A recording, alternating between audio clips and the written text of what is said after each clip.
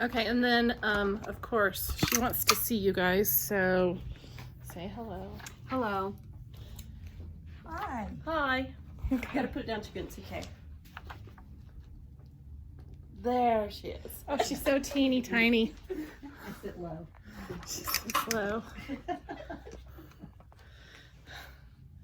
Okay, I really, really appreciate this, you guys. It's the best. If I can get it to go to the right.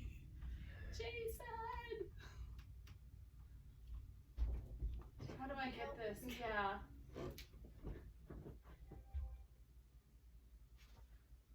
Don't save. Okay. I think I have it.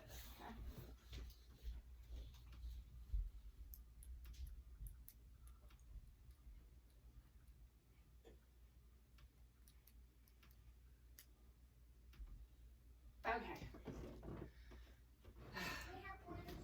Take it. Yes, I am really glad that you guys came here. Thank you so much. You are real angels in my life. This presentation is on family communication, and as you can see here, this is a picture of the perfect family because this is my niece. She's a perfect family. And this is a picture of her and her husband and her 3 kids. You can't see the other one because it's further that got cut off, but she looks perfect, doesn't she? She looks really perfect. Look very happy. Looks very happy, like the perfect little Facebook family that you see on Facebook every single time you get on. But unfortunately, this is not the reality. Her life is not perfect. She has, for every pregnancy, spent months in bed. Has terrible, terrible postpartum depression after each pregnancy. Her husband works really long hours because she's a stay-at-home mom, so she's with her kids 24/7 during COVID. In Washington State, which was the most locked down state, it feels like, for her in the United States. So her life is not as perfect as it appears in that picture. And just like everybody else's, neither is mine, and I'm sure neither is yours, as picture perfect as we see on Facebook. This is the norm for society, in our society, and it's going downhill even more. People aren't getting married because they're afraid of divorce. And so relationships, what happens is there's a breakdown in communication. And husbands and wives turn away from each other. And children fight. Children fight bad. I used to make my kids wash walls. That's the only time my house is really clean, is when they were little kids. And then anybody that's had teenagers has had this problem where you feel like you're screaming in a megaphone and they're not hearing you because they don't want to, because they know better than us. So how do we get back to this? How do we make this the normal relationships that we want, where we feel this day to day? And that's through communication. Okay, just like today, you guys have answered a bid for attention that I've had by responding to that text that I gave you, or that call, and you said, yes, Karen, I will be there for you. You responded positively to a bid for attention.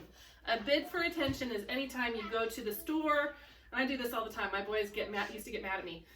You talk to everybody. Yes, I need attention. I need attention. You guys aren't giving it to me, so I need attention. I'll talk to anybody. It can be anything like talking to someone at the grocery store. It could be your husband walking through the front door saying, I'm home! And you run to the door and answer his bid with a great big kiss because you want affection and he just wants to say, I'm home. Or you're standing in the kitchen stirring your pot, cooking dinner, and your kids are screaming for attention, your husband's screaming for attention. These are all bids for attention. And they can be outrageous like that, or they can be subtle, where they're just complaining about, oh, boss at work, he's got it in for me. Or it can be something even more subtle, like a sigh. It can be that. So how do we respond to these bids? There's 3 ways that we can respond. The first one is the one I'm going to tell you that is the best, is that we turn towards our partner or to our children and give them that attention that they are craving. The second way, which, may I add, is going to happen. It's going to happen in any relationship. We're going to miss those bids for attention because we're not paying attention, because we're not seeing, because we are too busy with our own lives, and so we ignore that bid for attention. And then lastly, life happens. Lastly, the worst way is turning towards your spouse or your children in anger, snapping at them, yelling at them, seeking out contention because you're not happy with the way that they're seeking things out with you. These are our responses. These are our options. Which way do we want to have? We want to have the first one, where we're turning towards each other, where we're engaging with our family members. Okay, if you're having a hard time finding yourself connecting with your family, you can, I keep getting out of the view of this. If you're having a hard time connecting with your family, you can schedule those in. We used to schedule time in with my husband and I. We would, every Sunday night when all three boys were home, we would have, okay, what soccer games do we have this week? What track meets do we have? What do you guys want for dinner? Because if we didn't schedule it all that tonight, Sunday night, I would lose it. We wouldn't eat anything but hot dogs, maybe macaroni and cheese, chicken nuggets if we were lucky. And definitely not together. So you need to schedule those times together.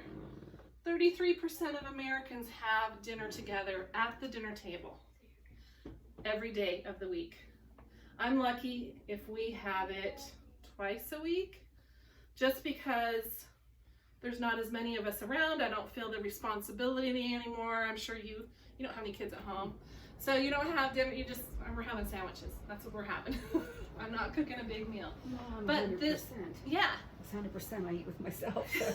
But having that time with your family is very important at the dinner table. There's research that says that kids that have dinner together with their families have less tendencies towards drug and alcohol abuse, have sex at younger ages, have higher grades, participate more socially with other kids. These are big things. This is a root cause analysis that you need. Are we allowed to spout out anything?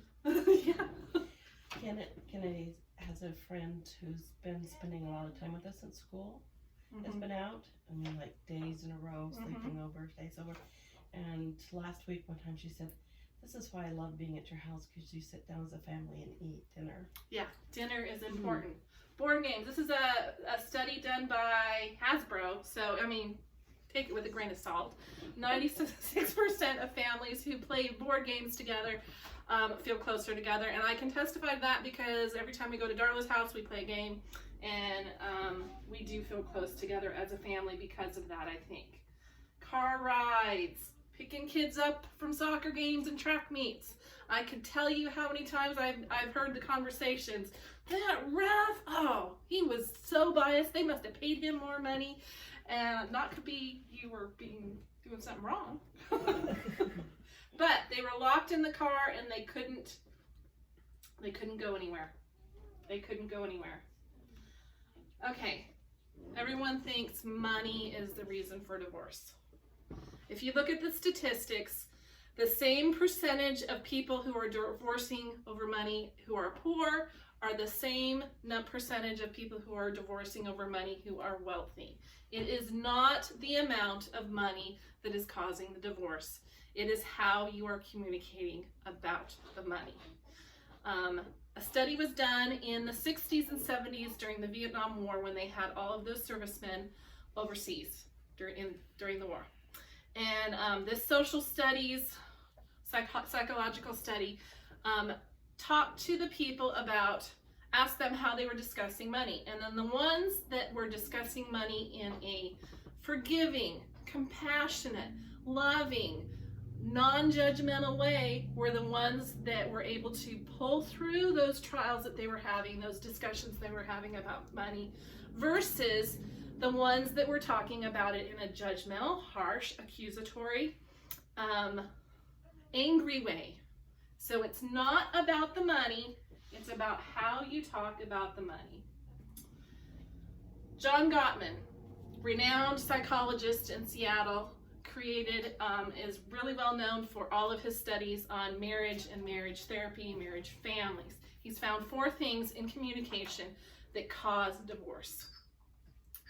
Keep these things in mind to keep them out of your relationships when you notice them. They're called the 4 horsemen of the apocalypse, so that's why we have the horses there. Number 1, women, this is us. Criticism. We criticize too much. 80% of women do this. We criticize our husband, we criticize our house, we criticize our children, we criticize our car, we criticize our colleague at church, we criticize everything because we want to fix it. We want to make it perfect. The antidote, instead of criticizing women, we need to complain. Now, what's the difference between complaining and criticizing? Criticizing attacks somebody. Complaining attacks the problem. So you don't attack the person who is a person with feelings and emotions. You attack the situation. Not, I'm so mad at you. You spent all our money on those Steeler tickets. Like, oh my gosh, we're out of money. What are we going to do? We don't have any more money. Oh, it's so nice that we're going to the Steelers game, but we probably should have not done that. Okay, so don't attack the person, attack the situation. Okay, number 2, defensiveness. When someone is criticizing you, remember this. And I have a problem with all 4 of these, so I'm not pointing fingers at anyone. You do this by whining. If you're whining about something, you are being defensive. What's the antidote?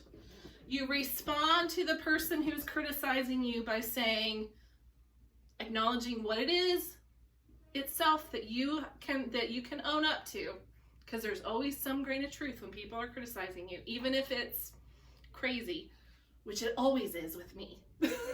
Just kidding. Which it always is with me. No, just kidding. You need to acknowledge it and say, you're right, and I will try to do better. And then take responsibility. Contempt. Contempt is the worst thing you can have for anyone in any relationship you're trying to work on. Contempt is more than anger. It's, I want to bring you down. It's, I hate you. I can't even stand you. I don't want to be near you. Contempt can creep into any marriage and any relationship. It's a very dangerous place to be. Actively try to build on your relationship by thinking about that person in positive ways. So I might be upset with Jason about something that he's done. And instead of dwelling on something that he's done, I can think, oh wow, he's a really great guy. And there's like 100 women out there that have told me that and are flirting with him at work because they really like him, because they're saying he's a good guy. You know, they marry jerks who drink and go hunting all weekend. He's a really good guy. He could be a lot worse. Things could be a lot worse. Stonewalling. This is what men do. This is what men do. 80% of men do this.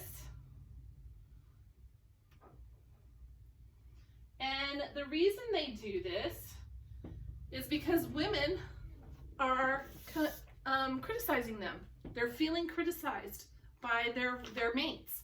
They're feeling criticized and like they can't do it. And their emotions have gotten to the point that they can't handle it. Now, my middle one, John, said to me once, he said, Mom, guys have emotions too, we just don't share them. And as I've studied these past couple years, I've learned that men's emotions are actually higher than women's, and they go higher than women's because women have an outlet. We cry, we get emotional, we tell them, and we're not afraid to share our feelings. Guys are afraid to share their feelings, and they many times will scare them that they're having such a strong emotional reaction. So they're feeling emotionally overwhelmed. Instead of dealing with the problem, they walk away. They walk away from the situation. They go into their little man caves and they watch the football game. They'll go hunting. They'll do all of these things to get away from the situation so they don't have to deal with it. So what do we do as women? Instead of criticizing them, say, I can see you're overwhelmed. let's take a time out. We'll talk about the finances later. Or let's talk about so-and-so Dylan's band later. Or we'll talk about you, Greg's great. I can't think of anything. I'll give you a list. Oh, you give me a list. I'm sure you could. So you take a break. You take a break. And if we do these things, if we notice the bids for attention, make a very concerted effort to do that. And if we keep those four horsemen away from our lives, such as criticism, contempt, what was the other two? Stonewalling and defensiveness. If we keep all of those out of our lives, we will be able to have more realities like this where we're kissing, maybe not kissing our husband. I mean, they're young, but but at least holding our hand in the car or making those moments of connection. And if we do those things, we will have the Facebook life, not on Facebook, but in real life. Thank you very much. Okay, are there any questions?